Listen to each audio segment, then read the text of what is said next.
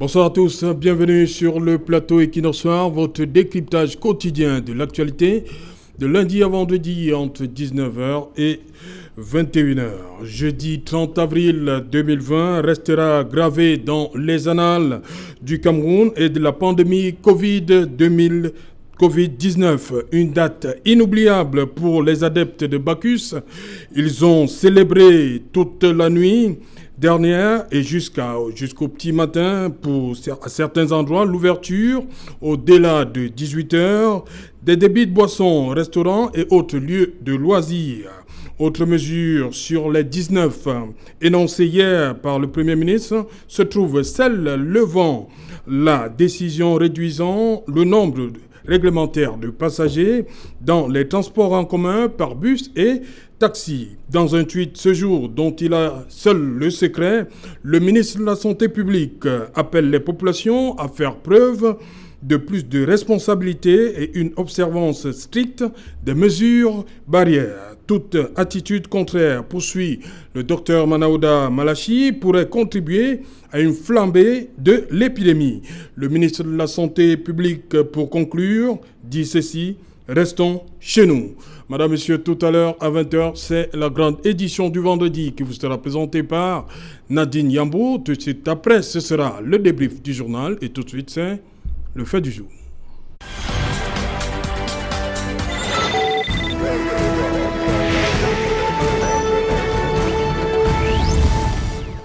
Covid-19 au Cameroun, des mesures d'assouplissement et de soutien à problème. Pour en parler, je suis en plateau ce soir, ici, dans notre studio, ici à Bonacomo, Douala. William Nzoko. Bonsoir William. Bonsoir Monsieur Otto, bonsoir à mes copanélistes et bonsoir à tous ceux qui nous regardent devant le petit écran. William Nzoko, je rappelle que vous êtes secrétaire national à la jeunesse du mouvement pour la renaissance du Cameroun. Voilà, et merci. En face de vous, Patrick Owana. Bonsoir Patrick. Bonsoir, voilà, vous êtes du PCRN. Vous avez dit vous préférez ça comme ça. Pas que je préfère ça comme ça. Vous êtes militant, point. Je suis militant. Ouais. Voilà. Donc, je salue tous les spectateurs, les co-panélistes sur le plateau et je crois sur Skype. Voilà, sur Skype, vous l'avez dit, parce qu'il est déjà là. Charles Mongamouyeme. Bonsoir Charles.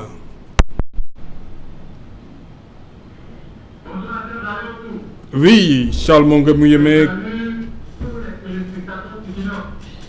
Voilà, Charles Mongamouyeme, consultant en marketing et communication. Charles Mongamouyeme, vous avez fait un post aujourd'hui qui fait beaucoup parler. Qu'est-ce que vous reprochez à ces 19 mesures d'assouplissement et de soutien?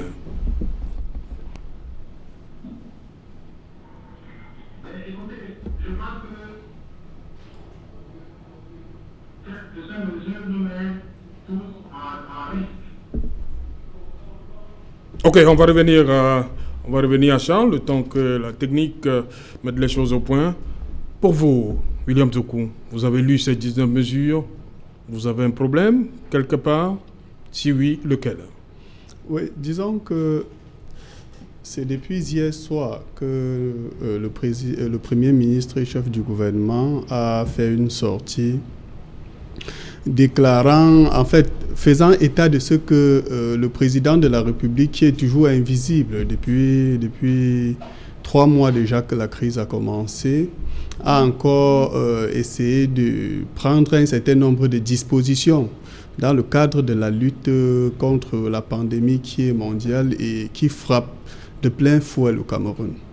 Et parmi cet ensemble de mesures-là, il est tout à fait vrai que lorsqu'on dit aujourd'hui que la surcharge, ou bien tout au moins les conducteurs de taxi peuvent prendre au moins les 3 personnes qu'ils prenaient avant dans leur taxi, dans l'arrière du taxi sans surcharge, c'est quelque chose qui vient en fait leur permettre de travailler pleinement et de pouvoir subvenir à leurs besoins. Mais le gouvernement ne va pas loin, puisque en réalité, il y a de cela 1 mois et demi à 2 mois, ces gars ont commencé à travailler sans pouvoir être en capacité de travailler pleinement, vous voyez un peu. Et donc, les mesures qui s'annoncent aujourd'hui ne font pas état de ce qu'il va falloir soutenir pleinement ces gars qui ont perdu une bonne portion de leur chiffre d'affaires. Non seulement du fait du confinement, des gens qui ne pouvaient plus vaquer librement à leurs occupations, mais également du fait qu'eux-mêmes, en tant que taximans, même sur la route, même pour ceux qui pouvaient sortir, ne pouvaient pas faire occuper pleinement leur taxi. Ça, c'est un problème parce que le gouvernement aujourd'hui, dans ses mesures, ne dit pas voilà effectivement les mesures de façon pragmatique de compensation que nous pouvons vous allouer pour compenser la perte que vous avez subie pendant 2 mois. 2 mois de travail dans un rythme pas tout à fait normal. À côté de ça, il y en a d'autres mesures, telles que la mesure 6, par exemple. Lorsque le gouvernement de la République dit dans sa 6e mesure qu'il va falloir allouer une aide à la trésorerie. C'est comme ça qu'on appelle ça dans la mesure 6. L'aide à la trésorerie aux entreprises, aux entreprises à concurrent de 25 milliards de francs CFA, en leur permettant de recouvrer les crédits de TVA qui étaient en instance de recouvrement. Je voudrais dire qu'il faudrait que ce gouvernement apprenne à prendre un peu les gens au sérieux, à prendre les opérateurs économiques au sérieux. Simplement pourquoi ? Dans les mesures du JICAM, à partir du mois de mars, lorsque le JICAM a fait l'état des lieux, l'impact du confinement ou bien l'impact des mesures gouvernementales sur les entreprises, il était question de ce que on devait pouvoir, le gouvernement devait pouvoir allouer une aide à la trésorerie, une aide substantielle à la trésorerie. Le gouvernement aujourd'hui, en guise de réponse, leur demande aux entreprises, ou bien dit à ceux qui, dans les états financiers, réclamaient un crédit de TVA, on peut vous accorder jusqu'à 25 milliards pour payer votre crédit de TVA. Je voudrais dire ici que le crédit de TVA ne doit pas être payé du bon vouloir du gouvernement. Il ne faudrait pas que le gouvernement considère qu'en payant le crédit de TVA aux entreprises, une dette qui leur est due, en réalité, il s'agit d'une mesure de faveur ou bien il s'agit d'une aide. En réalité, ce n'est pas de ça qu'il est question. Plus que, même s'il n'y avait pas de confinement, même si la situation, le coronavirus n'était pas survenu à un moment, l'État était tenu de payer, d'assumer ses engagements et de payer aux entreprises qui présentaient un crédit de TVA et qui était, qui était éligible aux conditions de remboursement du crédit de TVA tel que prévu dans les dispositions des articles 149 bis et 149 ter du Code général des impôts. L'État était tenu de rembourser ces crédits de TVA.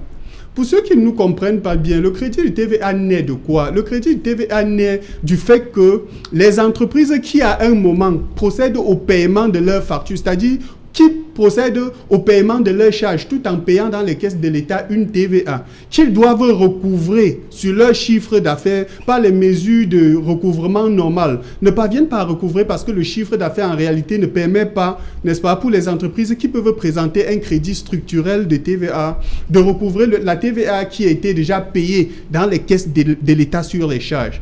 Ça signifie simplement qu'il s'agit d'un montant qui est déjà payé à l'avance dans les caisses de l'État et que l'État devrait pouvoir rembourser aux investisseurs qui n'ont pas pu, par la réalisation de leur chiffre d'affaires, arriver à recouvrer la TVA qu'ils avaient déjà, ou bien arriver à collecter auprès du dernier consommateur, ou bien auprès du redevable réel de la TVA qu'ils avaient déjà payée en avance à l'État.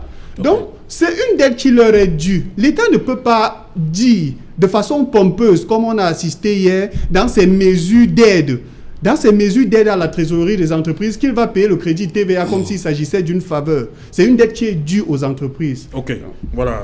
Sur cette mesure 6, Patrick Orona, la mesure 6 dit exactement ceci: le soutien à la trésorerie des entreprises à travers l'allocation d'une enveloppe spéciale de 25 milliards pour l'appurement des stocks de crédit de TVA en attente de remboursement. Vous êtes d'accord avec le développement de William Zokou? Merci déjà de me repasser la parole là-dessus. Je ne suis pas tout à fait d'accord. Pas tout à fait d'accord, mais seulement je m'attendais plus à ce que M. Zokou nous démontre que, et c'est là la préoccupation majeure, que l'enveloppe allouée ce remboursement de crédit TVA est insuffisante pour les raisons qu'on peut imaginer. Oui. Bon, la problématique ne tourne pas là, la problématique tourne autour, je crois, de la TVA, du remboursement de crédit TVA en tant qu'une aide.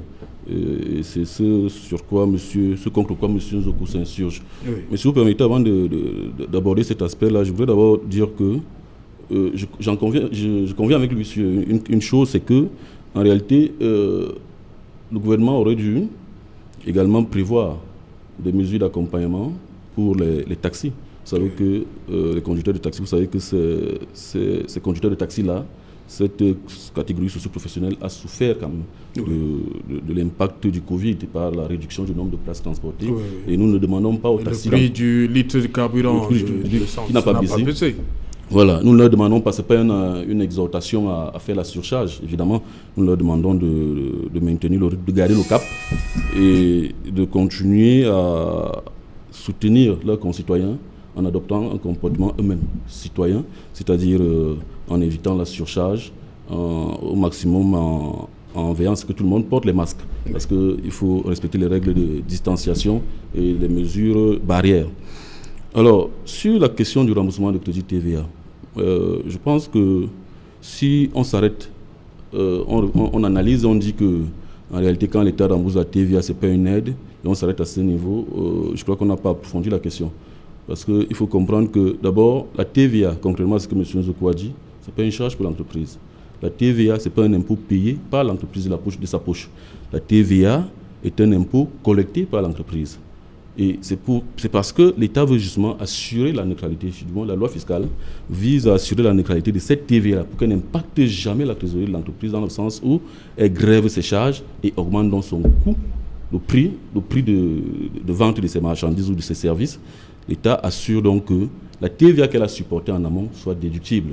Et quand elle est déductible et que l'ensemble des produits, générés par l'entreprise, c'est-à-dire sa marge brute ou alors sa valeur ajoutée, si la valeur ajoutée de l'entreprise n'est pas suffisante pour couvrir la TVA qu'elle a supportée en amont, il y a crédit de TVA.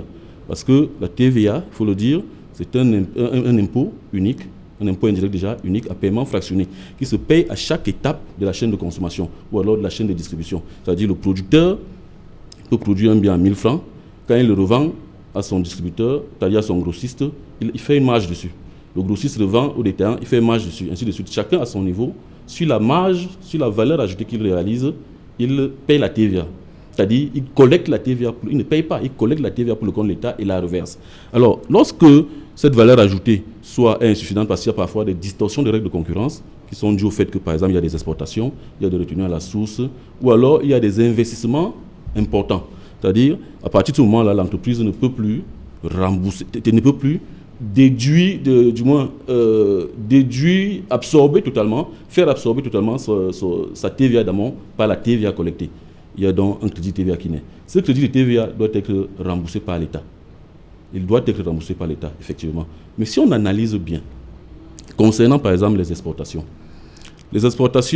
c'est une mesure qui est prise par les différents États. Parce que vous savez que la plupart des États sont en concurrence fiscale. Oui. Et il faut assurer donc la compétitivité des économies locales en veillant à faire en sorte que le prix de la marchandise produite au Cameroun se vende à un prix compétitif à l'extérieur. Parce que si le produit camerounais arrive sur le marché étranger et qu'il est plus cher, il ne se vendra pas. Oui. Alors, l'État réduit donc, et l'État exonère donc, pas exonère, c'est-à-dire l'État réduit le prix de la marchandise qui sera vendue. Parce qu'en réalité, je vous ai dit tout à l'heure là que la TVA n'est pas payée de la poche de l'entreprise, elle est payée par son client.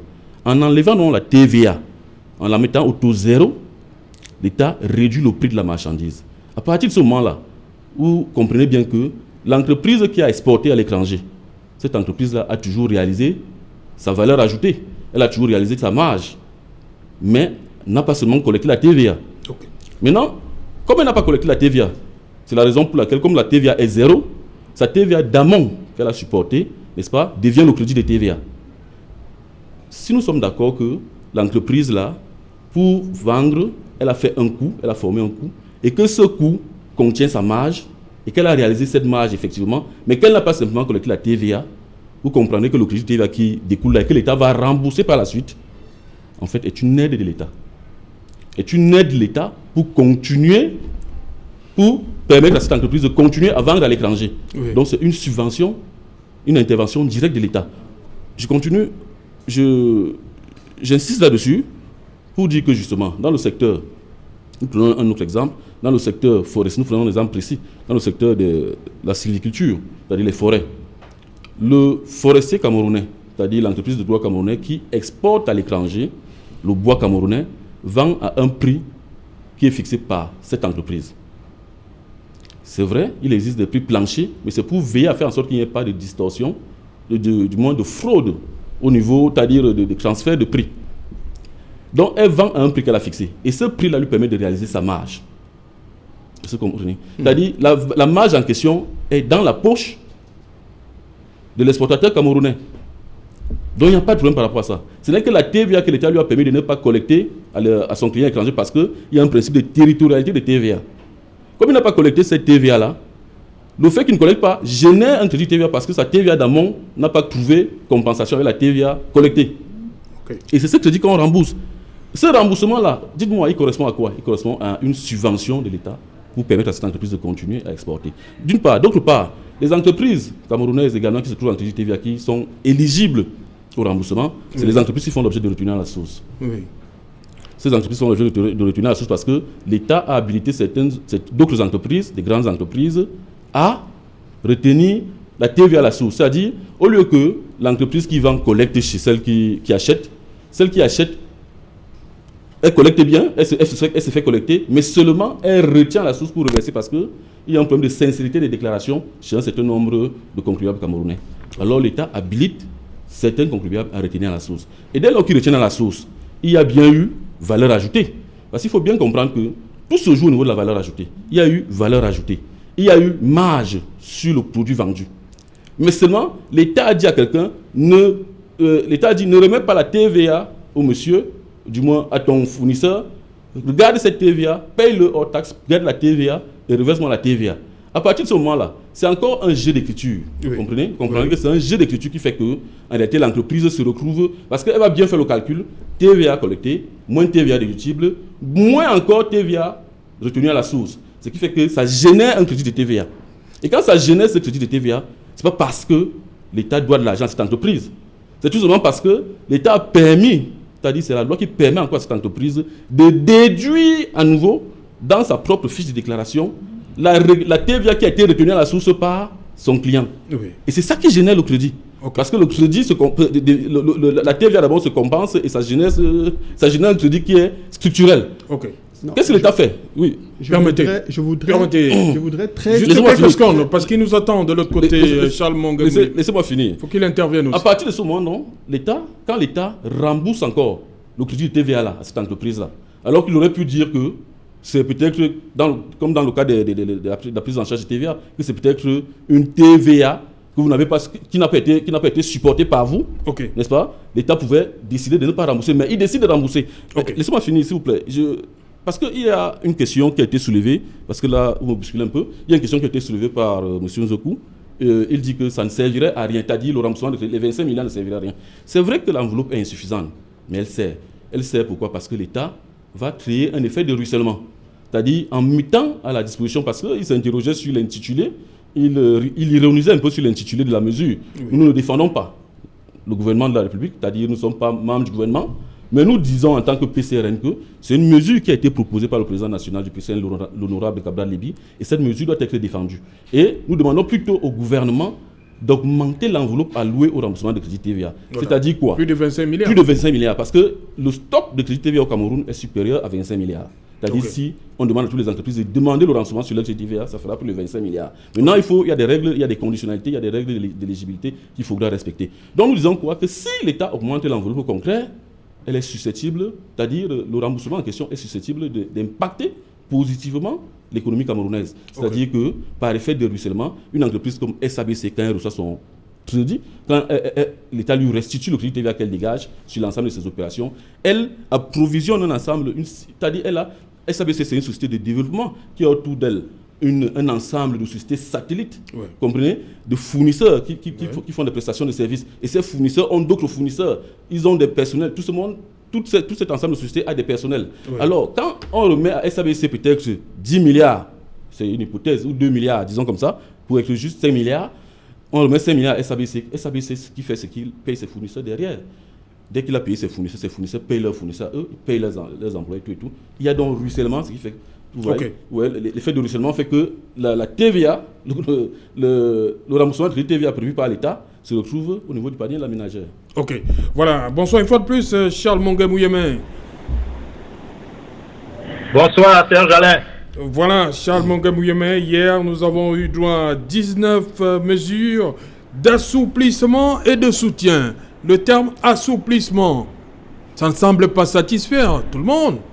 Pourtant, on parle d'assouplissement. Oui, Serge Alain,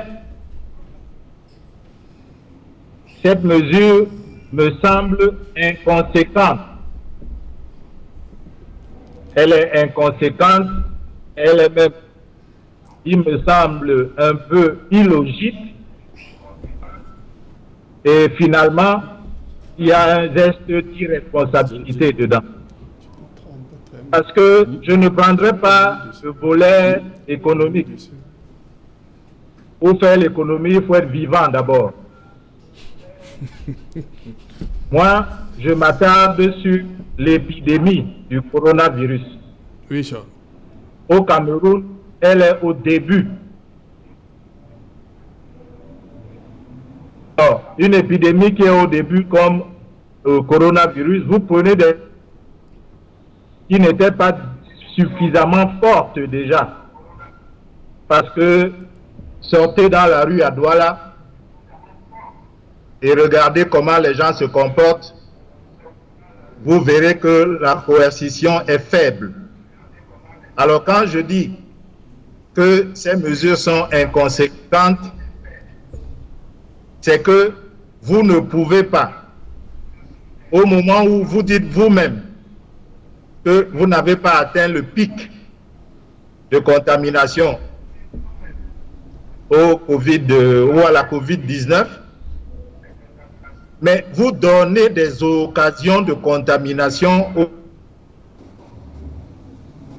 parce que ouvrir les bars et les boîtes a été décrété, disons-le comme ça.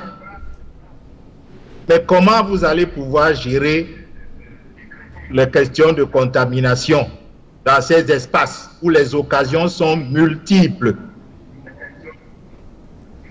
Imaginez les serveuses dans les snack bars. Vous imaginez combien de personnes elles doivent servir, qui ne peuvent pas mettre de cache-nez parce qu'ils sont en train de boire. Elle doit manipuler beaucoup d'argent.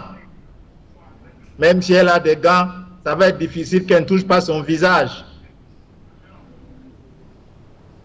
Vous prenez une telle mesure, vous êtes en train de mettre les gens. Les gens disent, oui, mais n'allez pas au snack bar, n'allez pas en boîte de nuit. Ce n'est pas de ça qu'il s'agit. Moi, je peux ne pas aller en boîte de nuit. Mais celui qui est allé va me contaminer. C'est ça la question. C'est ça le problème. C'est comme le permis de conduire. Il est obligatoire parce que je peux être prudent, je peux savoir conduire. Mais je ne peux pas gérer celui qui arrive en face avec sa voiture. C'est pour ça que l'État doit veiller à ce que tout le monde sache conduire. Donc pour moi, c'est quelque chose de crucial. Et vous allez voir, moi je regarde à côté de moi, juste à côté de moi, les gens fonctionnent désormais comme si le coronavirus est terminé. Voilà, justement. Depuis hier. Beaucoup le disent même. Oui. Ils disent que c'est terminé depuis hier. Raison de plus, ils disent qu'il y a déjà des traitements. Est-ce que Monseigneur Cléda aujourd'hui est à même de produire suffisamment de potions pour l'ensemble du pays?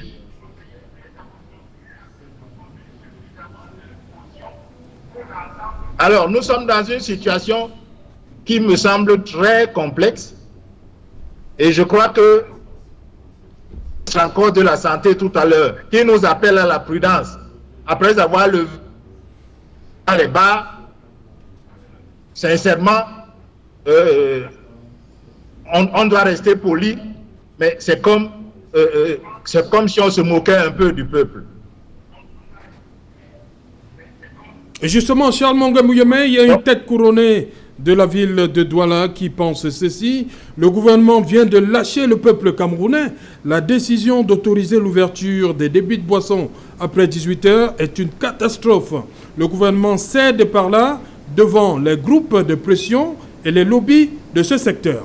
C'est une majesté de la ville de Douala que je ne vais pas citer ici. Elle se reconnaît parce que je sais qu'elle regarde cette émission. Le gouvernement a cédé. C'est la vérité. C'est la vérité, Serge Alain. Strictement la vérité. Depuis le début de cette crise, l'État a montré qu'il n'a pas la volonté de mettre les moyens pour la juguler. Parce que quand on dit les lobbies, qu'est-ce qu'ils ont besoin? De quoi ont besoin ces lobbies? Que leur chiffre d'affaires soit rattrapé, etc. Les mesures d'accompagnement qu'on appelle depuis, j'entends des développements de TVA, etc. Depuis un moment. Mais pourquoi on n'a pas appelé le JICAM, pourquoi on n'a pas appelé les économistes, etc. pour s'asseoir et regarder ça à part? Ils disent qu'ils l'ont fait comme d'habitude, dans le secret. Mais là, nous sommes lâchés complètement. Parce que moi, je peux me confiner comme je le fais. Mais je ne peux pas contrôler celui qui vient toquer à ma porte. Il était peut-être en boîte de nuit hier, il était peut-être sous, il a embrassé tout le monde. Mais comment je fais pour savoir ça? Comment je fais pour éviter?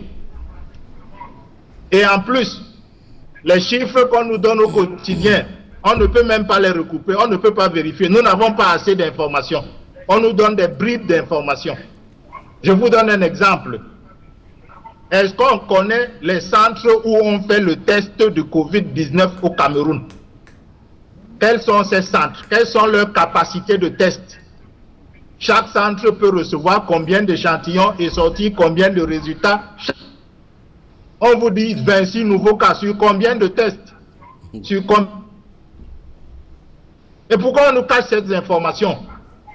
Nous devons savoir ce qui se passe. Alors vous entendez des rumeurs réseaux sociaux, je suis allé à la Quintini, il n'y avait plus de tests, je suis allé à H-Goped, il n'y avait plus de tests. Mais le ministre vous dit le soir, non, il y a 10 000 guéris. Ils étaient guéris parce qu'ils ont reçu un traitement ou ils ont été guéris parce qu'ils n'ont pas fait la maladie. On ne nous donne pas de précision. Quand vous dites aux gens que les gens guérissent et vous levez la mesure sur les bas, vous leur dites banco, le coronavirus est vaincu. Et mon poste, quand je l'ai fait tout à l'heure, vous en avez fait allusion, c'était pour dire que je suis certain que eux là-bas, ils ont déjà le Madagascar. Ils ont déjà la potion de Monseigneur Cléda. Ils ont déjà l'hydroxychloroquine dans leurs armoires. Eux, ils ne sont plus en danger, mais ils nous exposent. C'est ça qui est cruel. Merci. Merci Charles. On revient à vous sur cette... c'est quand même... Hein, on va relire cette mesure numéro 1. L'ouverture au-delà de 18h des débits de boissons, des restaurants et lieux de loisirs avec obligation pour les clients et usagers de respecter les mesures barrières, notamment le port du masque, de protection et la distanciation sociale. Moi, je veux comprendre cette mesure. Nous sommes dans un bar, comme on dit, débit de boissons, demande de porter le masque.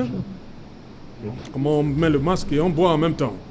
Monsieur Otto, si vous me permettez, avant de répondre à cette question, je voudrais faire une petite précision. Oui, allez-y donc rapidement. Cette affaire de TVA que mon copanéliste assimile à une subvention. Je rappelle que vous, tous les deux, vous savez de quoi vous parlez. Hein? Ouais, j'ai refusé d'évoquer ces aspects-là. Vous savez, c'est pourquoi vous êtes là ce soir. Je voudrais dire clairement que la TVA ne peut jamais s'assimiler à une subvention. C'est-à-dire le remboursement du crédit de TVA ne peut jamais s'assimiler à une subvention, comme l'a dit mon copanéliste. je ne sais pas s'il peut établir la liaison qu'on peut avoir entre les subventions d'exploitation ou bien les subventions d'équilibre qu'on peut accorder aux entreprises dans ces conditions et les crédits de TVA. Ça ne se ressemble pas. Et je voudrais lui dire tout simplement que lorsque vous regardez par le mécanisme de déduction, vraiment, comme il a semblé le dire, l'entreprise pour produire le bien qui est proposé au public supporte des charges. C'est ce qu'il n'a pas bien compris dans mon développement. C'est-à-dire, au moment où une entreprise industrielle veut produire un bien destiné à la consommation du public, qu'est-ce qu'il fait? Il achète la matière première. Il peut acheter la matière première sur le marché local. Lorsqu'il achète sa matière première sur le marché local, on lui facture une TVA. Cette TVA qu'il paye en réalité à ce moment-là, plus qu'il achète sa matière première, on facture la TVA et il verse le tout taxe compris. Au moment où il a versé le tout taxe compris, n'étant pas le dernier consommateur du bien, c'est pour ça que j'ai parlé de la notion de redevable légal, vous ne m'avez pas suivi. N'étant pas le dernier consommateur du bien, il doit vendre le bien qu'il pose sur le marché en refacturant lui aussi la TVA. À partir de ce moment, la TVA qu'il a collectée sur ses ventes est déduite de la TVA qu'il avait supportée pendant qu'il achetait. Et s'il y a une différence en moins, c'est-à-dire si pendant qu'il achetait, il avait supporté beaucoup plus de TVA qu'il n'a collecté sur ses ventes, à ce moment, il a un crédit de TVA. Vous comprenez que c'est d'abord un montant qu'il a supporté à la base, qui est sorti de sa trésorerie. Okay. Et c'est le remboursement de cette somme que l'État entend par remboursement du crédit de TVA. Je ne voudrais pas vous dire simplement que le fait de rembourser le crédit de TVA aux entreprises n'est pas une mauvaise chose. Ce n'est pas une mauvaise chose, mais sauf que il ne faudrait pas qu'on mette dans les mesures comme s'il s'agissait d'une faveur qu'on faisait aux entrepreneurs en leur remboursant le crédit de TVA. C'est ce que je dis. Voilà, on va pas s'éterniser sur ce sixième point.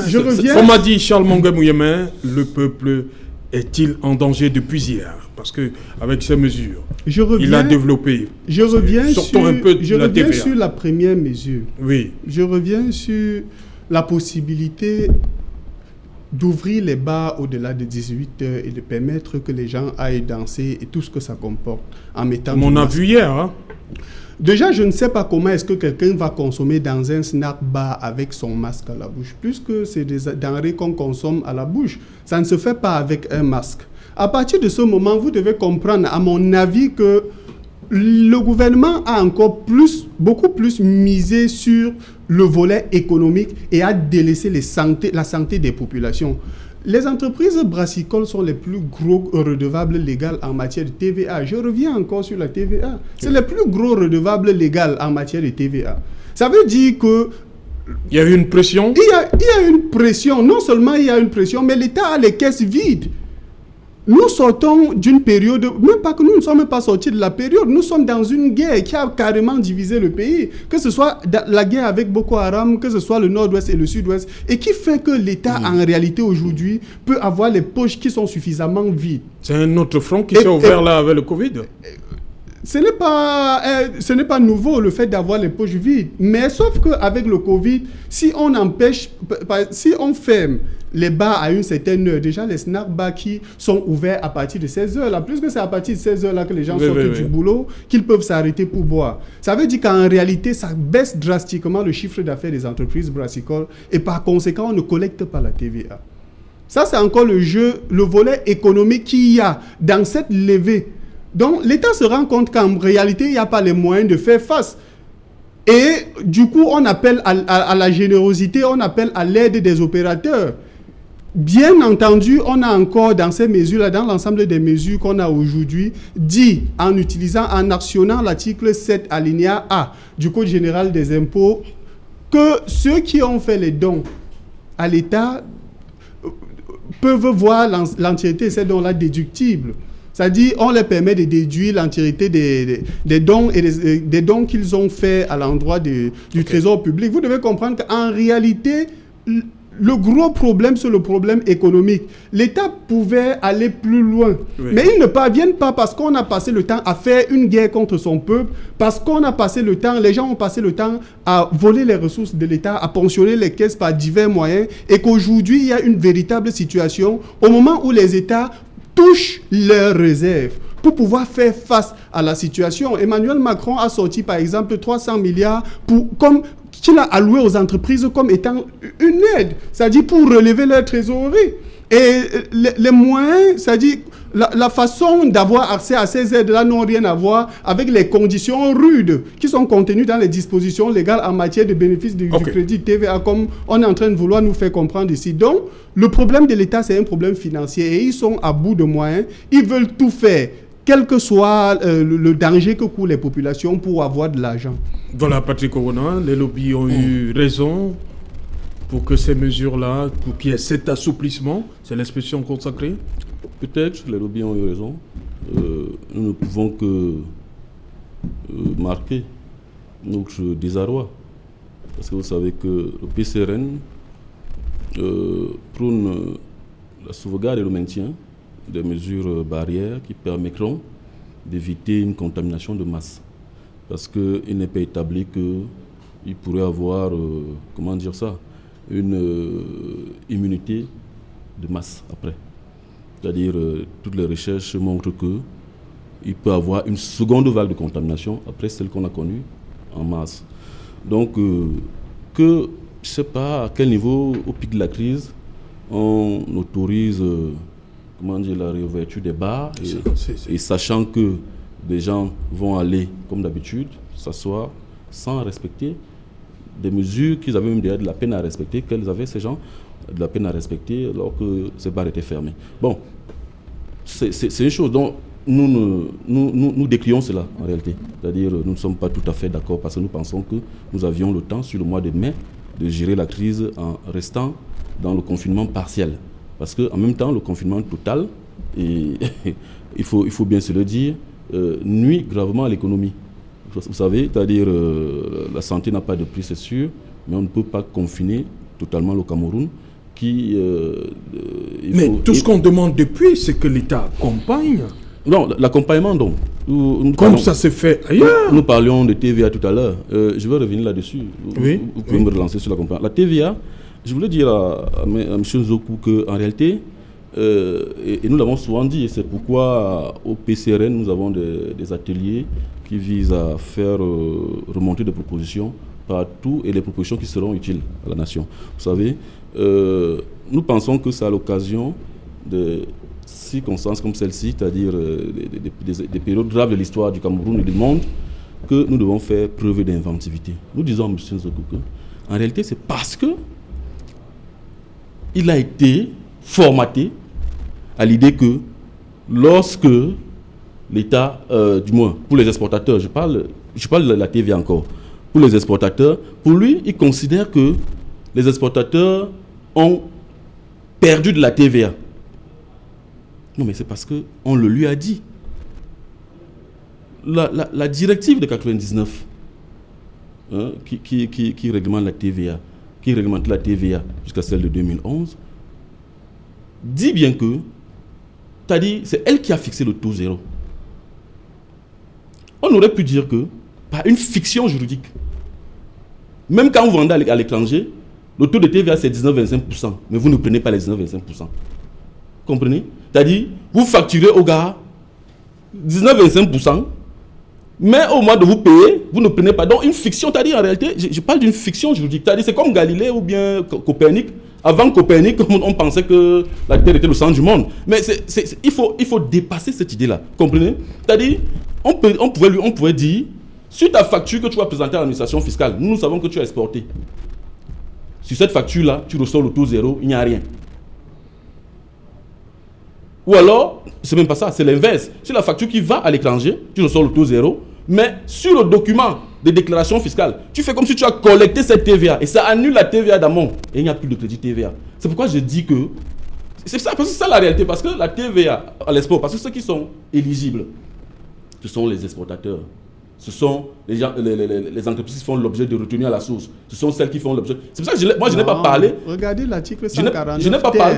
Les conditions d'éligibilité, c'est dû à la moralité de l'entreprise. S'il vous plaît. Il y a 3 grands critères. S'il vous plaît. Le risque fort, le risque moyen et le risque faible. Quand vous parlez, je ne vous interromps pas. Il y a 3 conditions dans la disposition de l'article 149. Vous ne savez pas de quoi vous parlez. Respectez ça, s'il vous plaît. Lisez l'article 149 et vous allez comprendre les conditions d'éligibilité au remboursement du crédit de TVA. Je suis en train de vous dire que la loi est claire dessus. En dehors, au-delà. Ça n'a rien à voir avec l'activité de l'entreprise. Oui, mais parce que vous êtes en train de dire que ce n'est pas une aide, mais je suis en train de vous démontrer en quoi on peut établir que c'est une subvention de l'État. On ne peut pas, ce n'est pas une subvention. La notion de subvention est distincte. Vous pouvez m'aider à parler, c'est-à-dire me laisser finir, parce que quand vous parlez, je ne vous interromps pas. D'accord.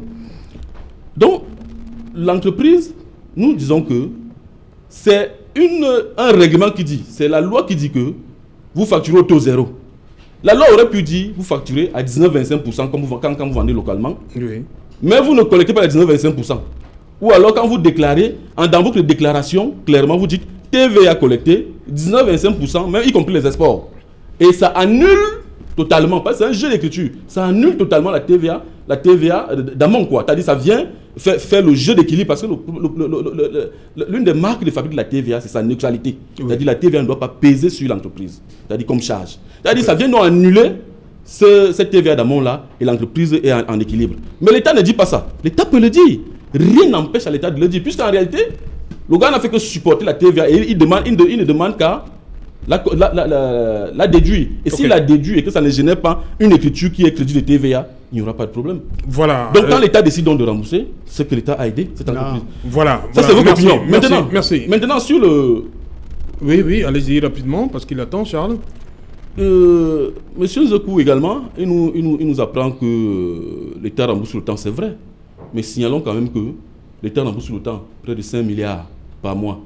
Ce mois, c'est 25 milliards. C'est un effort supplémentaire. Et maintenant, tous les pays sont en crise. Toutes les nations, vous m'avez posé la question, toutes les nations font des plans de relance de l'économie, c'est-à-dire d'accompagnement des entreprises, etc. Oui, c'est vrai. C'est pourquoi le PCRN, par la voix de son président national, l'honorable Cabral Libby, a déposé des propositions concrètes au gouvernement pour que le gouvernement puisse accompagner toutes les entreprises. Dans le secteur des marchés publics, par exemple, nous avons demandé que l'État puisse réduire l'assiette de collecte de la TVA sur le marché public. Parce que pour l'instant, il concerne l'ensemble du prix du marché, la valeur du marché. Nous demandons de ramener cette assiette-là à 40-30% minimum, afin de laisser encore, c'est-à-dire, comme il le souhaite, la liquidité aux mains des entreprises. Ça, c'est possible également de le faire. Mais néanmoins, je veux dire que nous sommes là dans un premier train de mesures, ma foi, c'est-à-dire à l'analyse, c'est-à-dire quand j'examine la situation, c'est un premier train de mesures économiques que l'État est en train de mettre en place. Il n'est pas exclu parce que vous savez que le prix du baril à l'international, sur le marché, les marchés internationaux, est passé à moins de $20. Il est important. En ce moment-là, l'État est obligé de faire un collectif budgétaire. Et il le sait. Et ils sont certainement en train de s'y préparer. Et ce collectif budgétaire prendra en compte tout ce que nous disons. C'est-à-dire, en réalité, 300 milliards. Tantôt, les gens demandent de ne pas prendre pour exemple la France, parce que ce serait du néocolonialisme, je ne sais pas quoi. En même temps, ils viennent ici nous citer l'exemple de la France qui aurait pris 300 milliards pour distribuer à ces entreprises. Le Cameroun, ce n'est pas la France. Ok, merci. Et Charles Mongamouyeme, il y a certains qui pensent qu'après ces mesures d'hier, le gouvernement veut tout simplement placer chaque Camerounais devant ses responsabilités. Est-ce que c'est votre avis? L'État n'a pas sorti le mot déconfinement. Certainement pas. Vous voyez sur votre plateau déjà le type de débat que provoquent des mesures en trompe-l'œil. Oui, la 6e mesure, Vous ne pouvez pas dire en même temps. Vous ne pouvez pas dire en même temps qu'on ne peut pas confiner tous les Camerounais parce qu'à plus de 80%, ils vivent au jour le jour. Quand vous incitez TVA, ça concerne combien de Camerounais? Vous parlez des sociétés brassicoles qui ont 60 ans de Cameroun avec 60 ans de réserve, 60 ans de super profit. C'est de ce genre d'entreprise que vous vous préoccupez quand votre vie est menacée. C'est quand même terrible que je vois des jeunes qui se préoccupent de la santé de sociétés qui ont fait des super profits pendant plus de 60 ans dans ce pays et qui n'ont quasiment rien investi. Et vous mettez tout le temps à discuter de TVA qui les concerne. La maman qui paye Amselam là, TVA, ça veut dire quoi dans sa langue? On a un problème sérieux. Le gouvernement, pour lutter contre le coronavirus, on a mis 2 000 milliards, pratiquement 3 000 milliards pour le football, pour la CAN. On en est à combien pour notre santé? Et les Camerounais sont contents qu'on leur dise qu'il n'y a pas d'argent dans les caisses de l'État pour leur santé, mais il y en a pour le football. 2 000 milliards. C'est quoi cette histoire-là? Comment des jeunes Camerounais peuvent avoir ce genre de préoccupation? On a pris des mesures en trompe-l'œil et voilà le type de débat. Alors, on fait des débats sur l'économie, on vous montre toutes les connaissances sur la TVA, sur la fiscalité, etc. Mais pendant qu'on parle, il y a des gars qui sont en train de se contaminer dans les bars. Pendant qu'on parle, il y a des taxis en surcharge, il y a des mototaxis en surcharge. Il n'y a pas de masque, il n'y a pas de test. Et ça ne préoccupe pas les gens. On me parle de sociétés brassicoles. Les sociétés brassicoles ont un problème dans ce pays. Vous savez ce que 60 ans de réserve, elles ont quel type de problème ici?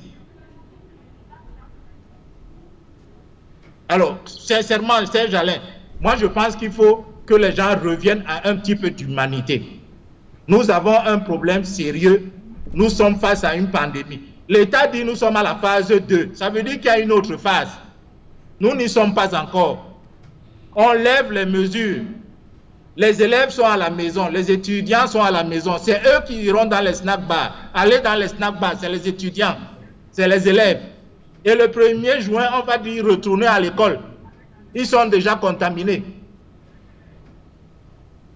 Voilà les préoccupations centrales qu'on doit avoir quand on lève ce type de mesures. C'est irresponsable de faire ça, c'est cruel de faire ça. On demande de mettre de l'argent pour soutenir les entreprises. Mettez de l'argent, réduisez le carburant si c'est nécessaire pour que les taxis ne surchargent pas. Si CAM doit produire des masques, je ne sais pas s'ils sont déjà produits. Où est-ce qu'ils sont ces masques-là? Vraiment, moi, discuter sur des questions de fiscalité fine, à tourner des comptabilités analytiques, de je ne sais pas quoi, je trouve souvent aujourd'hui. Oui. On a un ministre de l'économie, je ne l'ai pas entendu depuis que la a passé. Je n'ai pas entendu le ministre des Finances. Vous avez entendu ce ministre-là, la décentralisation, on remet les lots dans les 360 communes. Vous l'avez vu? De quoi parle-t-on?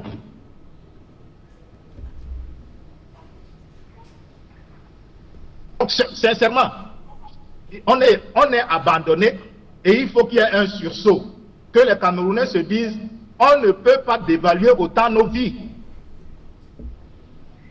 Allez demander aux assureurs, quand on a fait le Cotima, etc., on avait déjà dévalué nos vies. Il y a des véhicules qui ont plus de valeur que les mains. On accepte. Aujourd'hui, on nous dit est plus important que notre santé. On dit oui, on applaudit. On est content. On approuve qu'il n'y a pas on approuve qu'il n'y a pas d'argent dans les caisses de l'État. L'argent de l'État est allé où? Cet argent qui permet d'organiser une canne et un chan en même temps. Cet argent est allé où? Mais Serge Alain, vous avez vu depuis le début qu'on ne veut pas, il n'y a pas la volonté.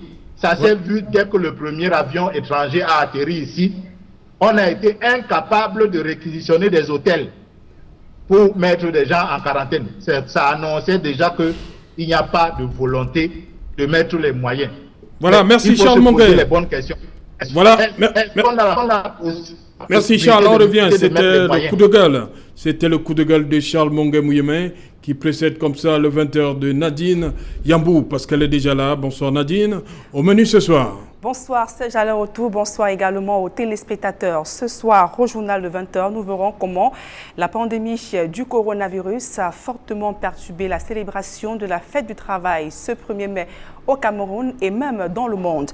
Notamment des mesures prises pour limiter la propagation du coronavirus. Au moment où l'on célèbre la journée internationale du travail, ils sont nombreux, ces enseignants qui décrient les lenteurs observées dans le procédure d'intégration à la fonction publique en pleine pandémie où les cours sont aux arrêts. Ils sont donc obligés de faire recours à de petits métiers pour pouvoir subvenir à leurs besoins. Donc ce soir, vous écouterez le témoignage d'un de ces enseignants au journal de 20h.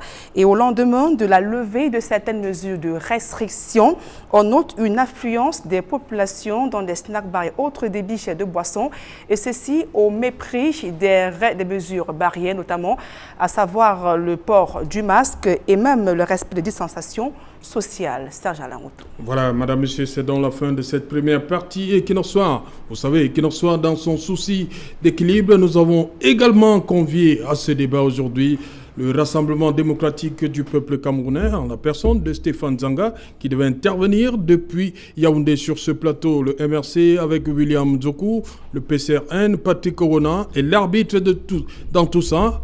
Le coup de gueule, c'est Charles Mongué Mouyemé. Tout à l'heure, ce sera le débrief.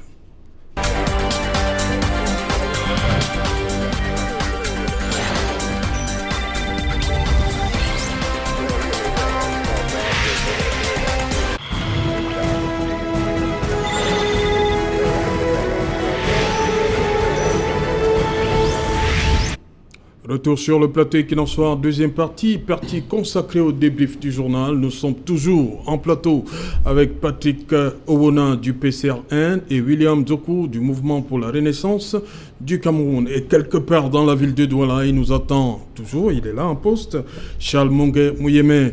Je commence par vous, William Dzokou. Est-ce que vous comprenez cette joie-là, entre guillemets, qui habitait certains Camerounais hier? Qu'est-ce qu'on leur a dit? Que c'est fini, coronavirus? Qu'est-ce qui peut justifier ça? Disons que tout le monde a eu l'impression, en fait, les gens ont l'impression que la maladie, la pandémie est vaincue au Cameroun. Endiguée. Les gens ont peut-être raison d'avoir une telle impression, non seulement parce que à partir du début, c'est-à-dire à partir de la survenance des premiers cas de contamination dans notre pays, on a observé un certain laxisme, une certaine mollesse dans les mesures prises par le gouvernement pour faire effectivement face à la propension de la maladie sur le territoire camerounais. Vous allez remarquer qu'en réalité, lorsque les gens sont arrivés à l'aéroport, on a demandé à réquisitionner un ensemble d'établissements hospitaliers pour pouvoir les parquer. Les choses ne se sont pas faites comme il se devait.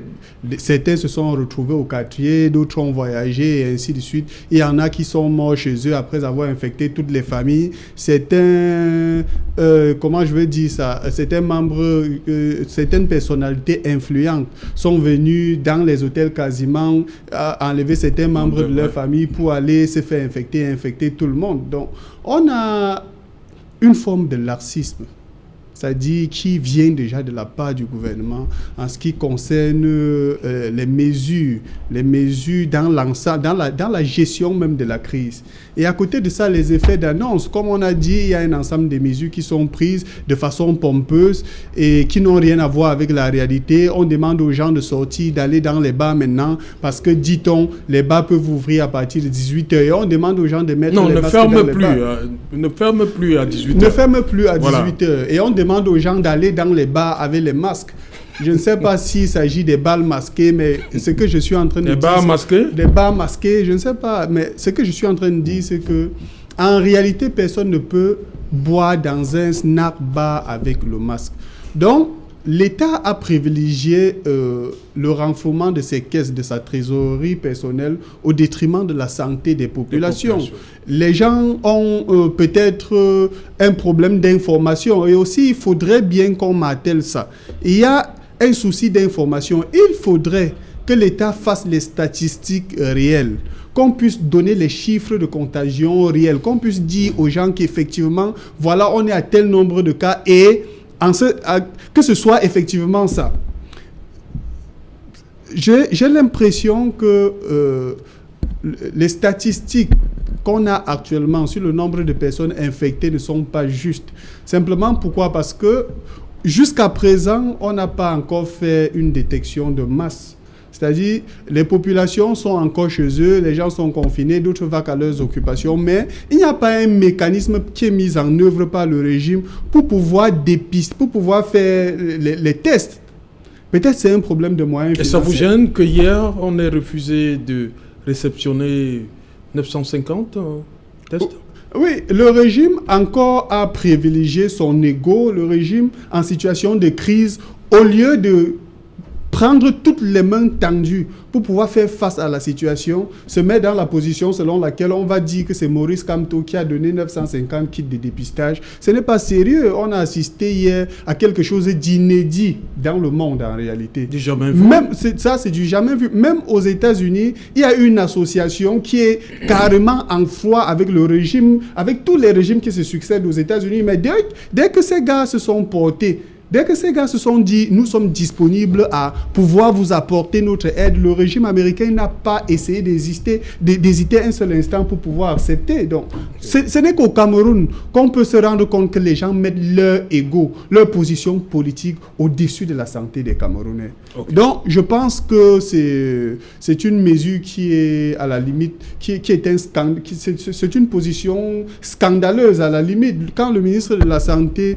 fait passer d'abord son émotion, c'est-à-dire fait passer d'abord, comment je vais dire ça, fait passer d'abord le fait qu'on va dire que l'opposant, Maurice Kamto, qui a proposé un ensemble de choses, qui a initié des choses pour pouvoir faire face, pour pouvoir essayer de combler le vide, ou bien qui a démontré par les mesures qu'il a prises, notamment avec son initiative Survival, que le régime était dans un laxisme inédit. Les gens se disent que mais voilà, on ne peut pas prendre ce qui vient d'eux. Ça, c'est de l'émotion pure et simple. On ne gère pas un pays avec l'émotion. Je pense que le ministre de la Santé devait pouvoir prendre toutes les mains tendues. Je pense qu'on devait avoir ces 950 kits qui pouvaient permettre de dépister au moins 950 personnes et qu'on essaie de voir qu'on essaie d'avoir des chiffres réels ou tout au moins que au moment où le gouvernement nous dit qu'on a près de 2000 personnes infectées, que ce soit effectivement 2000 sur la base de ce qu'on a testé la majorité des populations. Ok, Patrick Ounan, vous allez attendre, souffrir un instant, qu'on prenne, parce qu'il est déjà là, Charles, il est là une fois de plus, Charles Mongamouyeme, on va réagir, vous allez réagir sur 2 points. On va d'abord parler de ce qui s'est passé hier au ministère de la Santé. Charles Mongamouyeme.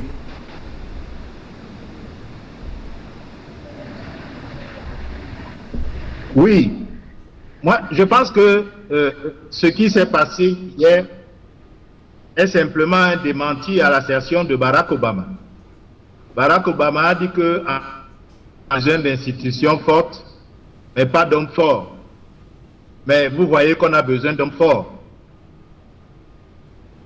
puissants, hommes violents. Homme fort, c'est quelqu'un qui peut se mettre au-dessus de certaines conjectures et gérer les situations. Quand vous êtes fort, vous avez la capacité de vous rabaisser au niveau de celui qui est faible. Alors, si l'État est fort, les membres du gouvernement sont forts, c'est à eux de redescendre et de dire à M. Ekoka, ok, M. Ekoka, vous avez apporté cette affaire. Nous vous avons dit que Survival n'est pas légal et tout. Bon, nous prenons, mais allez refaire votre lettre de transmission de courrier. Mettez-y que c'est le MRC qui a donné ou c'est M. Kamto. Ou alors, on va appeler le ministre de l'AT pour légaliser votre affaire là rapidement. Mais ça, les hommes forts, c'est eux qui descendent vers les faibles. On a constaté qu'on n'a pas d'hommes forts ici. On a des gens qui confondent la force mentale et la violence et la puissance. Donc, c'est ça qui fait la différence. Parce que, normalement, depuis le début, on aurait dû associer tout ce monde-là à la riposte. Tout le monde doit être associé à la riposte. Vous ne pouvez pas avoir un candidat qui a été deuxième à l'élection présidentielle, un autre a été troisième, quatrième, avec des pourcentages qui ne sont pas minables. Et vous avez un problème comme celui-là, vous ne les appelez pas autour de vous pour leur dire, les gars, écoutez, la politique c'est bien, cessez le feu d'abord en politique, pensons sur la vie des Camerounais. Comment on fait ensemble? C'est ça que l'État devait faire si on avait des hommes forts, pas des hommes puissants. Malheureusement, on montre à la face du monde une situation hideuse comme ça qui fout la honte à tous les Camerounais. On aurait pu se passer de ce type d'événement. Sincèrement, ça n'a pas de sens. Les légalités, etc. Oui, d'accord. Peut-être que ça a été mal ficelé du côté du MRC. Peut-être que ça a été mal goupillé. Oui. Mais maintenant, il s'agit de la santé des Camerounais. Est-ce qu'on ne peut pas régler ce problème? Qui est habilité à régler ce problème? C'est moi, le gouvernement. Ok, viens, tu as apporté tes lots, je les mets là, je vais les utiliser, mais je régularise ta situation. Il faut que tu te mettes en conformité. Alors que ça peut être utile immédiatement. C'est ça le problème. Moi, je ne sais pas pourquoi on se fait la guerre. Il y a tant de haine entre nous, les Camerounais. Nous ne sommes même pas nombreux. Nous ne sommes rien du tout. Et nous perdons dans les haines alors que nous avons un pays à construire. C'est ça qui est dramatique. Moi, c'est l'effet que ça m'a fait. J'ai eu honte de voir que on ne peut pas se mettre au-dessus de certaines choses. C'est dommage. Ok, Charles Mongué Mouyamé, je reste avec vous. Vous avez regardé le 20h de Nadine Yambou et ces images-là qui nous venaient des écarts, des Camerounais qui exultent pour avoir appris comme ça que les débits de boissons pouvaient rester ouverts après 18h. Pour eux, c'est fini, le corona est derrière. Oui, c'est-à-dire que moi, je les comprends. Je les comprends. Qu'est-ce que les Camerounais font à longueur de journée? Observez le comportement des Camerounais. Quand ils sont sortis de leur commerce, quand ils sont sortis de leur travail, ils doivent aller boire de l'alcool. Certains vous disent même que c'est leur insecticide. Quand ils prennent ça, ils dorment, ils ne sentent pas les moustiques. Certains vous disent qu'ils oublient les problèmes quand ils ont bu. Je peux donc les comprendre quand ils exultent, quand leur insecticide leur manque, quand leur potion pour noyer les soucis leur manque, qu'à un moment donné, ils soient contents. Maintenant, est-ce que ces gens à Ezeka, quel type de message ils reçoivent là-bas? Qui agit à Ezeka sur le terrain pour leur dire la gravité de la situation, pour contrôler les mesures les mesures barrières qui ont été fixées? Qui agit? Est-ce que c'est l'autorité municipale? C'est qui? Tout ça est un peu flou. Quels sont les chiffres là-bas? Est-ce que le corona est arrivé à Ezeka? Comment on fait pour qu'il n'arrive pas? Les gens sont au bar, c'est normal. C'est sûr ce qui leur reste depuis des décennies. On vous a dit plus de 80% des Camerounais vivent au jour le jour. Ça veut dire que le pays est par terre. Quand le pays est par terre comme ça, qu'est-ce qu'il reste? Il reste à boire pour oublier. Et il faut qu'ils m'enferment, leur disent, monsieur, ok, c'est bien que vous aimez boire, mais là, en ce moment, il faut arrêter parce que quand vous buvez, vous perdez la lucidité et vous ne pouvez plus respecter les mesures barrières. C'est dommage que ce soit comme ça.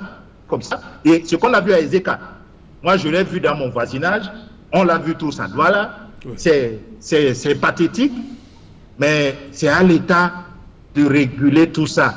Les citoyens ne peuvent pas eux-mêmes faire les gendarmes. Il faut un État qui régule.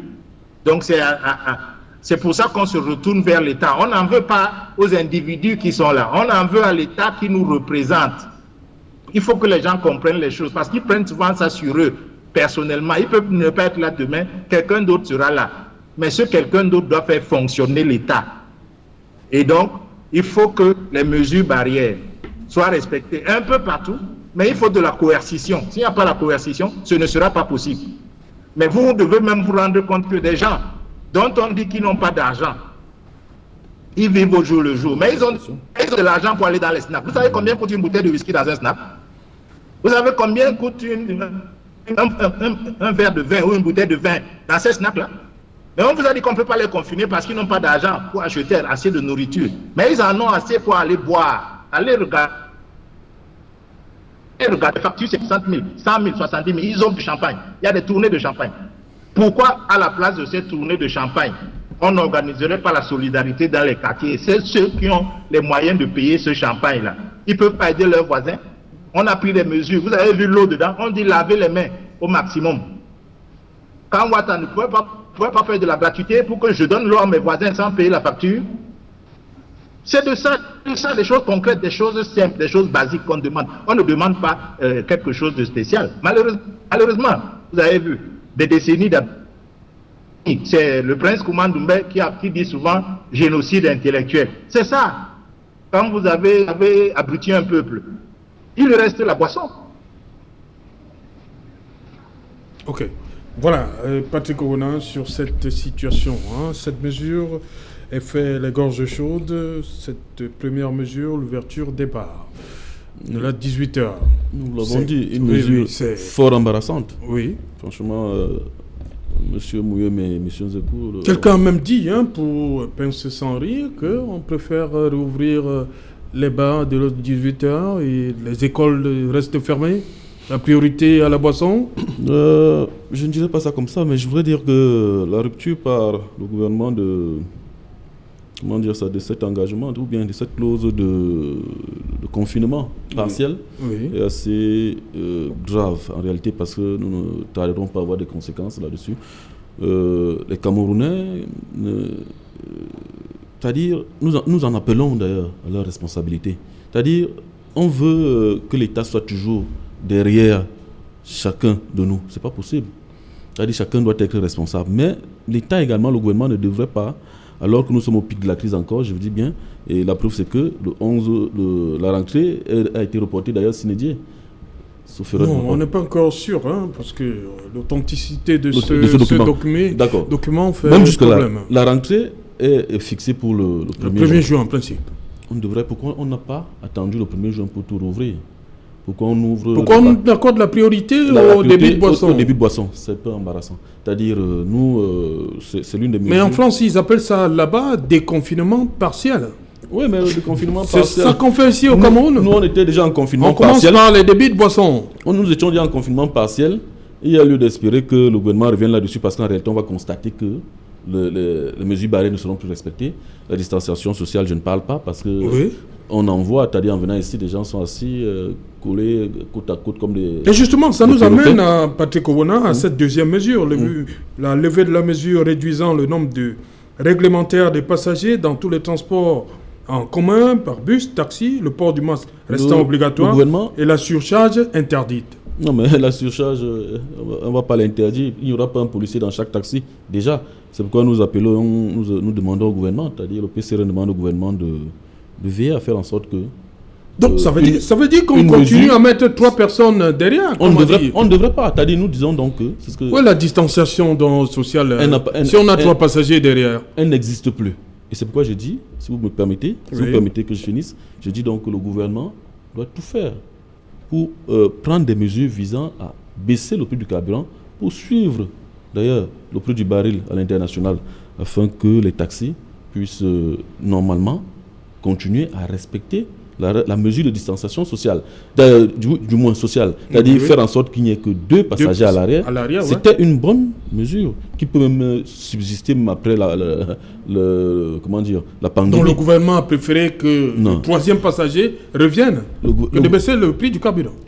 Ils devront baisser le prix du carburant, c'est-à-dire nous leur demandons de le faire, parce qu'en réalité, le prix même du carburant à l'international a baissé. Le prix du pétrole, du baril du pétrole a baissé à l'international. On doit suivre la tendance, puisque vous savez que le prix du carburant au Cameroun est indexé sur ce prix-là, c'est-à-dire avec la CSPH qui régule. Mais si on baisse, si le prix du pétrole a baissé sur le marché mondial, sur la place londonienne ou bien américaine, alors il faudrait que le gouvernement suive dans le mois, c'est-à-dire dans les 2 mois, avant de toute façon qu'ils suivent avec une baisse du prix du prix du carburant à la pompe, afin que les taximens continuent à respecter la mesure de distanciation. Et surtout, nous savons que une autre mesure qui est cette fois-là également à condamner, c'est que le gouvernement a réduit, a décidé d'alléger les prix les tarifs, ou bien à renoncer à collecter l'impôt libératoire pour le compte des CTD, la taxe à l'essieu qu'on sort. la plupart des entreprises ont déjà payé. C'est-à-dire la plupart de ces commerçants paient leur impôt libératoire qui ne représente absolument rien. C'est-à-dire, du moins, de ce point de vue-là, à l'année, c'est-à-dire ça représente quoi, 56 000, 100 000 francs par-ci, par-là. Ils ont parfois payé. Donc, il n'y a aucun avantage dans ce que le gouvernement dit à présent. C'est-à-dire, il faudrait donc que le gouvernement prenne d'autres mesures qui vont impacter réellement, parce que ce n'est pas 56 000 francs par an ou bien 100 000 francs par an qui permettront aux contribuables ou bien alors à ces entrepreneurs de taxi-là, de transport-là, d'avoir le complément de prix qu'ils perdent du fait du respect des mesures de distanciation. C'est-à-dire qu'il faudrait donc que le gouvernement prenne d'autres mesures, notamment la baisse du prix du carburant, notamment par exemple des subventions directes encore, c'est-à-dire mise à la disposition de ces opérateurs-là pour compenser la perte du prix. C'est ce que nous avons proposé déjà en avril dernier. Nous avons proposé que justement il y ait une subvention d'équilibre sur le prix du transport par taxi et transport en commun, c'est-à-dire pour compenser la perte du prix de la troisième place, ou bien la place qui permettra d'établir la distanciation. Donc le gouvernement est interpellé là-dessus. Il faudrait qu'il prenne ces mesures à bras le corps, parce qu'en réalité, rouvrir les bars, ça va entraîner une infection nouvelle, parce que nous ne pouvons pas compter sur le respect de ces mesures-là par l'ensemble des populations, parce que, comme M. Zeko a dit, on ne va pas au bar, on ne boit pas la bière avec le masque, c'est-à-dire on va enlever le masque pour boire et après on ne sait pas ce qui s'est passé dans l'intervalle. Donc c'est vraiment embarrassant, c'est-à-dire nous sommes embarrassés par ces mesures-là, celles-là, c'est-à-dire qui concernent la levée de la fermeture des débits de boissons à 18h et qui vise à revenir à la normale, c'est-à-dire 3 personnes à l'arrière d'un taxi. Franchement, c'est insupportable. Voilà. On revient à vous, Charles Mongué-Mouyemé. Cette tête couronnée de la ville de Douala se pose la question de savoir pourquoi interdire 2 personnes sur une moto et permettre à 10 personnes de se côtoyer dans un bar après 18h. N'est-ce pas là une contradiction? On interdit les surcharges, mais les bars vont ouvrir après. C'est le paradoxe de ces mesures-là. C'est-à-dire qu'on vous dit 1 mètre de distanciation. Depuis le début, ces mesures sont hypocrites. Vous savez bien que vous ne pouvez pas avoir 1 mètre entre un conducteur de moto-taxi et son passager. Ce n'est pas possible. Vous savez bien que dans certains cas de transport, et dans nos villages, les OPEP, etc., ce n'est pas là-bas que vous allez demander de remettre 2 personnes à l'arrière. Ce n'est pas possible pour le type de l'OPEP. Il ne va pas s'en tirer. Mais là, on revient, vous regardez les bus qui font les lignes entre nos villes. Vous avez parfois passé 4 heures ou 5 heures dans un bus, Douala Bafoussam, Douala Yaoundé, etc. Alors, quand on vous rapproche, on vous colle, et des gens qui dorment dans le bus et qui s'affalent sur vous, par certains bars, etc., ils vont vous dire qu'ils ne peuvent pas supporter le masque pendant 4 heures de voyage. Ils vont l'enlever, ils le mettent sous le menton. Et vous voyagez avec ce genre d'individu, vous allez le repousser du coude, il va revenir. Vous savez comment ça se passe dans les bus? Il va dormir 4 heures de voyage, beaucoup dorment. Surtout ceux qui prennent les bus 5 heures du matin, 6 heures, ils vont dormir dans le bus pendant 4 heures. Et ils ne vont pas se contrôler. Ils ne sauront même pas ce qui se passe autour d'eux. Alors, au moins, si j'étais sur la banquette, je suis sûr que personne ne va se coucher sur moi. Maintenant, on dit non, on revient à la normale, on est 2 sur la banquette, parfois sur les bus qui vont à l'ouest. Il y a des longues banquettes, ils sont 5 ou 6. À quoi bon donc prendre des mesures barrières? À quoi servent-elles? Si on ne peut pas les faire respecter. D'accord, on ne peut pas mettre un gendarme camerounais. J'aime bien cette rengaine-là. Mais à quoi servent les autorités si ce n'est à faire respecter la loi? Parce que moi, je veux bien la respecter. Mais mon voisin ne la respecte pas. Or, je n'ai pas le droit, moi, de me faire justice. À ce moment-là, qui intervient? C'est l'État, c'est l'autorité. C'est pour ça qu'on demande à l'autorité, met les mesures coercitives. Parce que si tout le monde met les masques, vous savez, le mode de transmission du coronavirus, c'est surtout... Si nous avons tous les masques et bien en place, parce que les postillons ne vont pas sortir. Donc, il n'y a pas de risque que j'attrape votre postillon. Vous non plus, vous n'attraperez pas le mien. C'est pour ça qu'on demande que tout le monde mette des masques. Alors, vous dites, allez boire. Moi, j'ai vu des choses saugrenues dans les réseaux sociaux. Ils font des masques avec fermeture. Ils ouvrent la fermeture éclair, ils boivent et ils la referment. Or, c'est sur votre chaîne que j'ai vu des spécialistes dire que même ceux qui cousent les masques, ils doivent les coudre de telle manière que la couture ne soit pas du côté de l'extérieur pour éviter l'infiltration, parce que le virus est très petit. Et quand vous mettez donc une fermeture éclair, est-ce que vous avez porté un masque? Donc voilà autant de choses saugrenues. Moi je dis qu'il faut que l'État s'humanise. Je ne sais pas trouver un autre mot. Il faut qu'il s'humanise, qu'il pense aux Camerounais pour qu'on vive. On ne peut pas gouverner des gens qui sont malades, qui ne vivent pas. Le coronavirus est à la phase 2. C'est eux-mêmes qui le disent. Nous ne savons même pas combien de tests ils font chaque jour. Mais nous savons qu'il y a beaucoup de porteurs sains. Ça ne se lit pas sur le visage. Les jeunes vont aller dans ces cabarets. Les jeunes vont aller... Eux, ils ne feront peut-être pas la maladie parce qu'ils ont des anticorps, mais ils iront contaminer les parents, les grands-mères, les papas à la maison. Et après, la spectacularisation des enterrements, en général, 2 décès, vous avez déjà perdu un être cher, mais la manière de l'enterrer, c'est une deuxième mort, parce que ça se fait à la va-vite, ça se fait comme si c'est un chien errant qu'on a ramassé, qu'on est en train d'enterrer. Il faut que les médecins légistes regardent cette affaire. Est-ce que le simple fait de regarder un cercueil me contamine? Pourquoi il y a cette panique tout autour des corps? Est-ce qu'on ne peut pas les traiter, mettre dans un cercueil zingué et faire un enterrement calme, tranquille? Vous voyez autant de choses simples, basiques, qui font en sorte qu'on se plaigne. Encore une autre va aller boire. Vous savez, il y a des gens qui boivent, ils dorment dans les rigoles, ils se couchent partout, ils vont uriner 1000 fois, ils reviennent. Vous pensez que quelqu'un comme ça peut... Vous pensez qu'il va se laver les mains chaque fois qu'il ira uriner en route pour revenir dans le bar? Quand il urine en route, il revient, il ne se lave plus les mains. Combien de bars ont suffisamment d'eau, puisque l'eau n'est même pas gratuite? Combien de bars ont suffisamment d'eau pour laver les mains 10 fois, 20 fois, 30 fois? À ces snacks-là, les gens qui vont aux toilettes, quand ils en ressortent, ils oublient même de se laver les mains. Certains n'ont même pas l'eau coulante. C'est ça les choses. Il faut aller sur le terrain, être avec le peuple pour comprendre les choses et organiser une véritable riposte qui commence par la mise à disposition conséquente. Il faut de l'argent. On ne fait pas de riposte avec 1 milliard. Ce n'est pas petit. Ok. Voilà, William Doko, après ce qui s'est passé hier au ministère de la Santé, qu'est-ce qui va se passer? Comme disent les anglo-saxons, what next? Disons que après le scandale du ministère de la Santé hier, l'état-major du MSC va se préparer ou bien va prendre la mesure de la chose et permettre quand même que les Camerounais qui étaient les premiers bénéficiaires de ce don-là puissent entrer en possession de leur don. Les moyens vont être déterminés par le directoire national. Nous attendons que le président national du MSC ou alors son porte-parole fasse un communiqué dessus.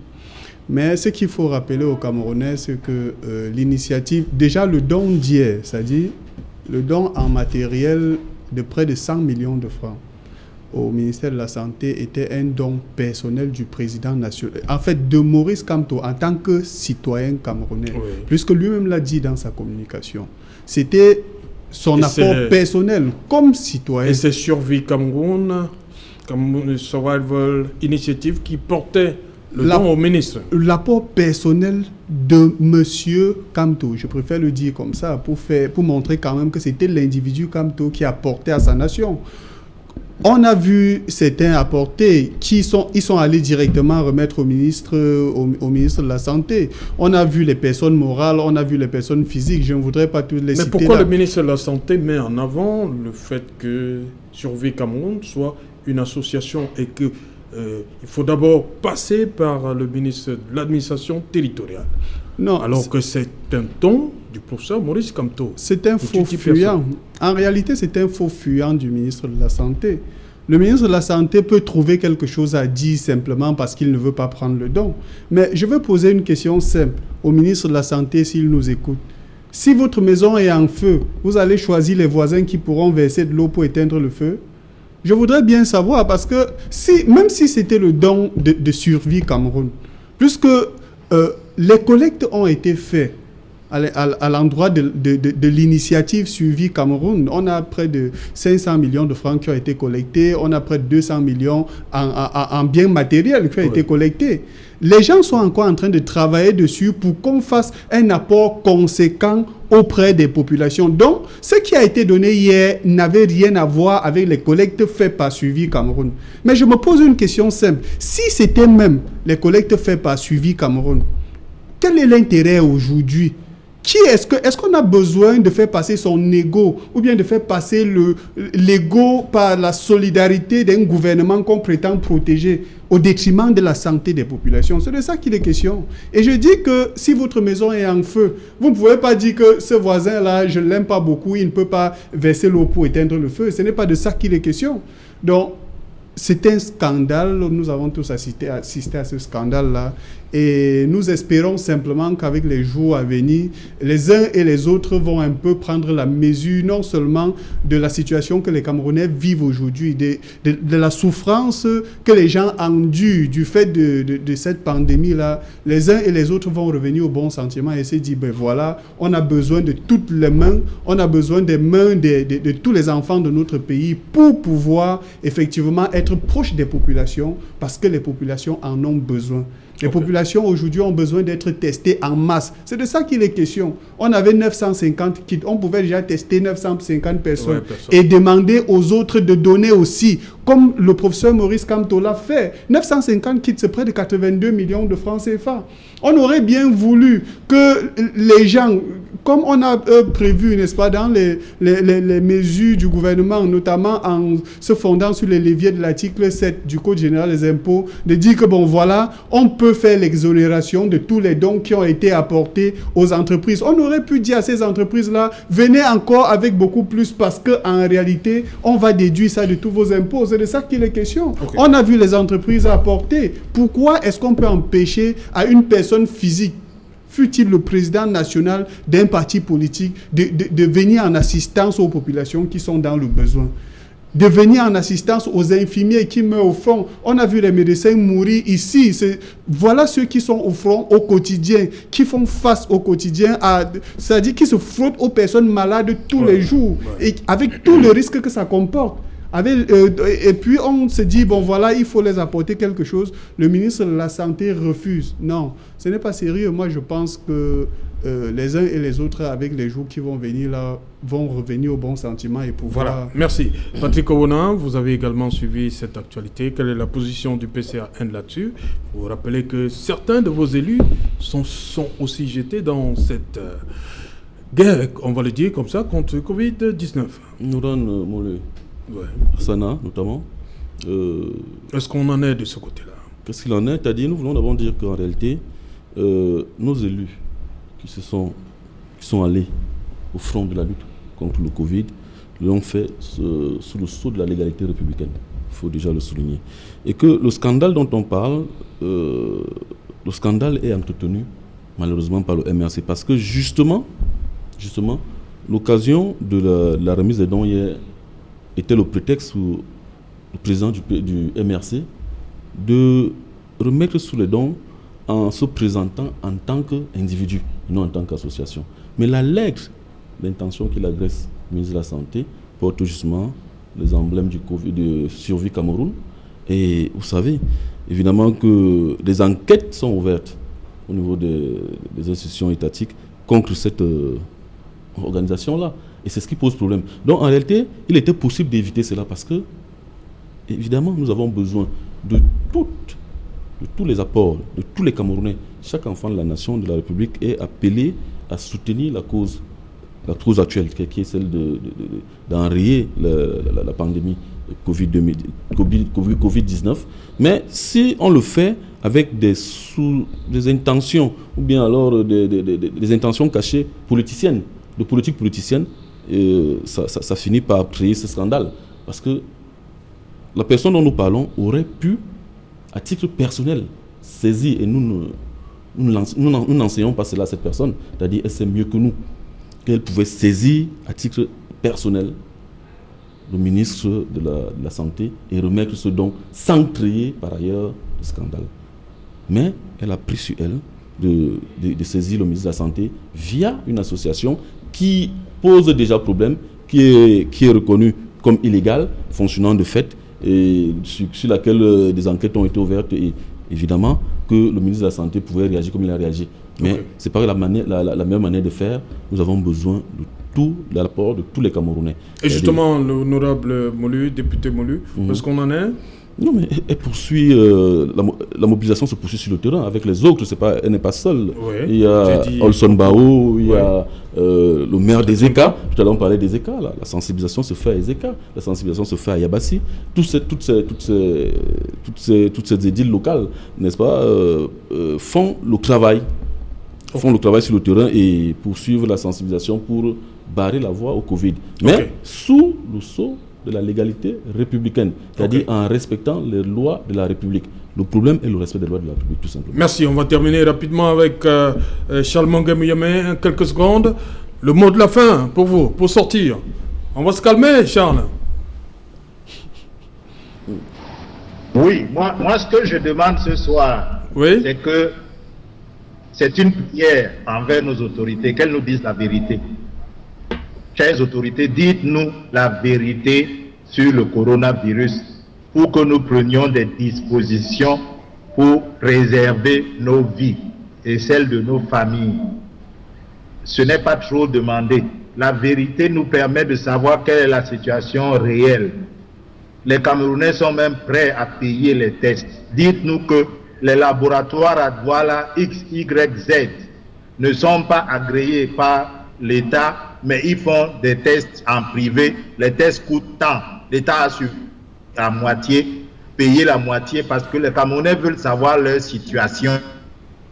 Tout le monde a peur parce que quand on vous dit qu'une maladie n'a pas de médicaments, elle fait peur forcément. Et aujourd'hui, vous avez remarqué qu'elle tend même à devenir une maladie honteuse.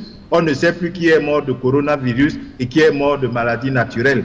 Et l'autre chose que je veux dire pour terminer, pensez également aux cliniques privées, aux établissements de santé privés. C'est eux qui reçoivent d'abord les malades. Quand je me sens frileux, je vais d'abord dans mon centre de santé. Mais si c'est le coronavirus et que lui, ce centre-là, n'est pas équipé, on va mettre tout le personnel en danger là-bas. Il faut qu'on prenne en considération cela. Et j'interpelle l'ordre des médecins. C'est bien de dire qu'on ne soutient pas l'initiative de Cléda. Mais c'est beaucoup mieux de s'assurer que les composantes de la famille santé sont en sécurité. Et donc les dons doivent aller également de ce côté-là. Pour l'autre chose, restons disciplinés. C'est bien de boire, mais ne pas boire pendant 3 mois ne tue pas. Il faut que les Camerounais le sachent. Merci. Voilà, merci Charles Mongué Mouyamé d'avoir été avec nous. Vous êtes consultant en marketing et communication. Merci à vous également, Patrick Ouona du PCRN, Parti camerounais pour la réconciliation nationale. C'est bien cela. Merci à vous également, William Zokou. Vous êtes entre Bafoussam et Douala. C'est bien cela. Bien sûr. Voilà, merci. Madame, Monsieur, nous sommes donc arrivés au terme de cette édition Equinox Soir. Rendez-vous lundi, lorsqu'il sera 19h. Toute l'équipe conduite, plus par Séverin Touban, vous donnons rendez-vous lundi à 19h. Bonsoir, la diaspora camerounaise en Suisse.